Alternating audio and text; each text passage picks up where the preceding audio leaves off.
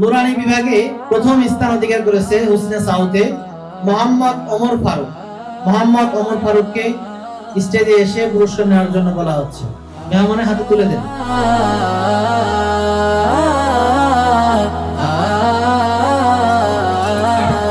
দ্বিতীয় স্থান অধিকার করেছে নুরানি গ্রুপে হুসনে সাউতে মোহাম্মদ আবু উবাইদা।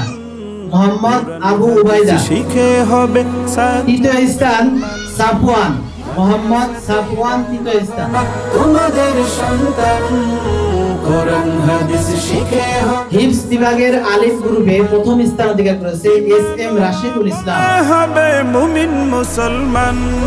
S M Rashedul Islam. দ্বিতীয় স্থান মিসবাহ উদ্দিন। সাচ্চা মুসলমান কোরআন হাদিস শিখে হবে সাচ্চা মুসলমান।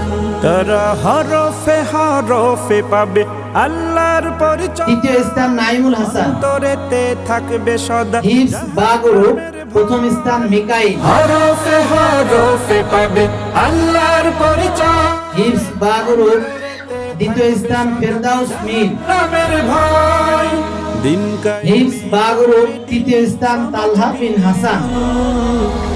তালহা বিন হাসান।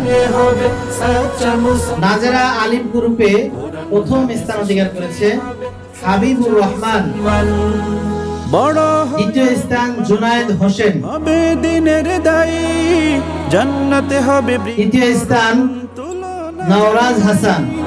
বড় হয়ে ইমাম খতিব হবে দিনের দায়ী। নাজরা বা গ্রুপ প্রথম স্থান শোয়াইব ইব্রাহিম।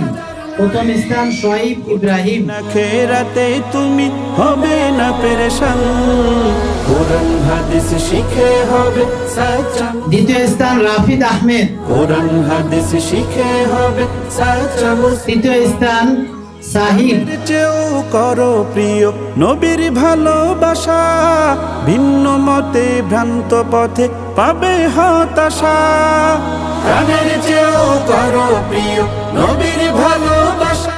আরবিও নয় শুধু আল কাশেম আইডিয়াল ইনস্টিটিউট। এক সিলেবাসে সব একসাথে শিক্ষা দেয়া হয়।